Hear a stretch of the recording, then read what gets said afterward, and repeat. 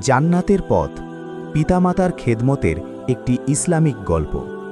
এই গল্পটি 5টি পর্বে বিভক্ত, যেখানে আহমদের জীবনের মাধ্যমে পিতামাতার সেবার গুরুত্ব এবং এর দুনিয়াবি ও পরকালীন প্রতিদান ফুটিয়ে তোলা হয়েছে। পর্ব 1, সূচনা ও প্রতিজ্ঞা।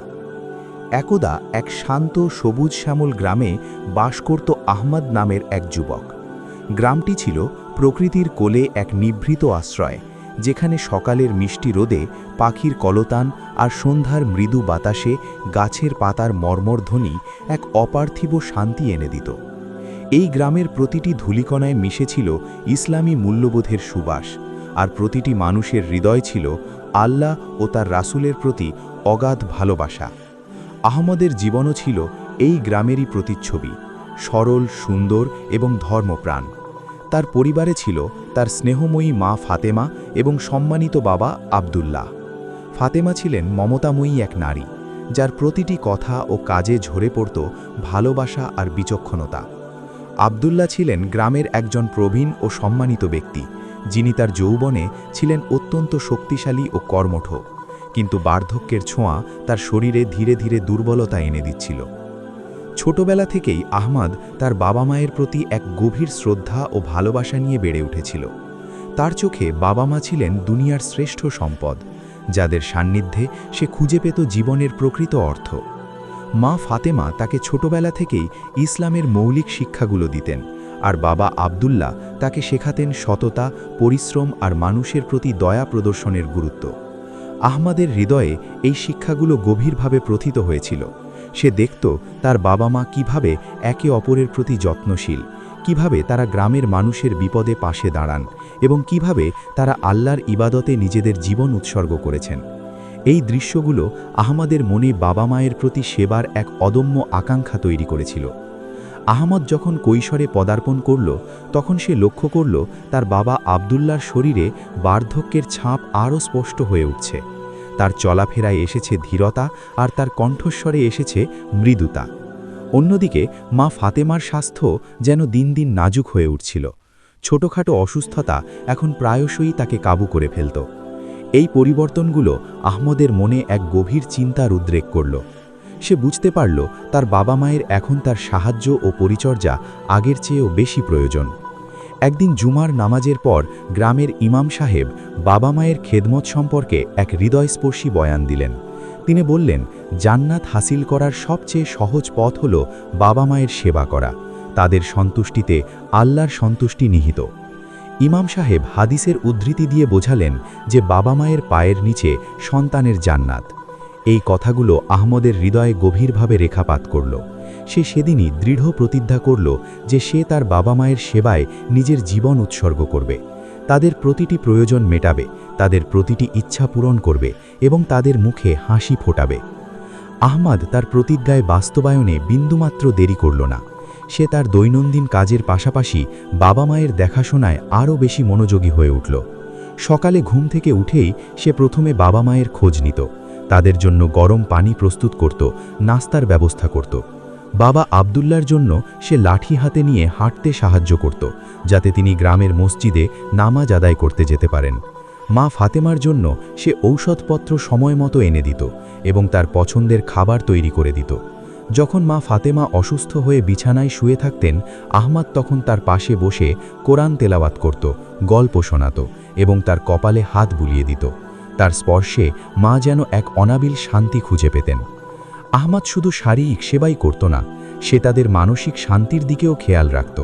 বাবা মা যখন কোনো বিষয়ে চিন্তিত থাকতেন, আহমদ তখন তাদের পাশে বসে ধৈর্য ধরে তাদের কথা শুনত এবং তাদের সমস্যা সমাধানের চেষ্টা করত।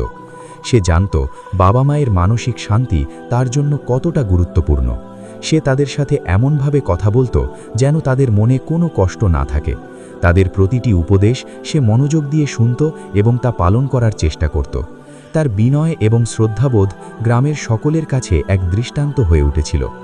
আহমদের এই নিঃস্বার্থ সেবা গ্রামের মানুষের চোখে পড়ল। তারা দেখত কিভাবে আহমদ তার নিজের সব কাজ ফেলে বাবা মায়ের সেবায় নিয়োজিত থাকে। গ্রামের প্রবীণরা আহমদের প্রশংসা করত এবং তাকে দেখে তাদের সন্তানদেরও বাবা মায়ের প্রতি যত্নশীল হওয়ার উপদেশ দিত। আহমাদের নাম এখন গ্রামের প্রতিটি ঘরে ঘরে উচ্চারিত হতে লাগল একজন অনুকরণীয় পুত্র হিসাবে। তার এই সেবা শুধু তার বাবা মাকেই নয়, বরং পুরো গ্রামকেই এক নতুন বার্তা দিচ্ছিল। বাবা মায়ের প্রতি ভালোবাসা ও সেবা হল জীবনের শ্রেষ্ঠ ইবাদত। আহমদ তার ছোটবেলার বন্ধুদের সাথে খেলাধুলা বা আড্ডা যাওয়ার সময়ও বাবা মায়ের কথা ভুলত না। সে জানত তার বাবা মায়ের প্রয়োজন যে কোনো বিনোদনের চেয়ে বেশি গুরুত্বপূর্ণ। তার বন্ধুরা যখন তাকে বাইরে যাওয়ার জন্য ডাকত, সে তখন বিনয়ের সাথে বলতো, আমার বাবা মায়ের এখন আমাকে প্রয়োজন, তাদের সেবা করাই আমার কাছে সবচেয়ে বড় আনন্দ।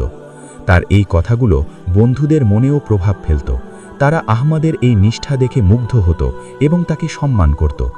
আহমদের বাবা মাও তার এই সেবায় অত্যন্ত সন্তুষ্ট ছিলেন। মা ফাতেমা প্রায়শই আল্লাহর কাছে দোয়া করতেন, হে আল্লাহ, আমার আহমদকে তুমি দুনিয়া ও আখেরাতে উত্তম প্রতিদান দিও, তাকে তুমি জান্নাতের সর্বোচ্চ স্থান দান করো। বাবা আব্দুল্লাহ আহমদের কপালে হাত বুলিয়ে বলতেন, আমার ছেলে, তুমি আমাদের যে শান্তি দিচ্ছ, আল্লাহ তোমাকে তার চেয়েও বেশি শান্তি দান করুন। তাদের এই দোয়াগুলো আহমদের হৃদয়ে এক নতুন শক্তি যোগাত। সে জানত বাবা মায়ের দোয়া আল্লাহর কাছে সবচেয়ে প্রিয় এবং এই দোয়াই তার জীবনের সবচেয়ে বড় পাথেয়।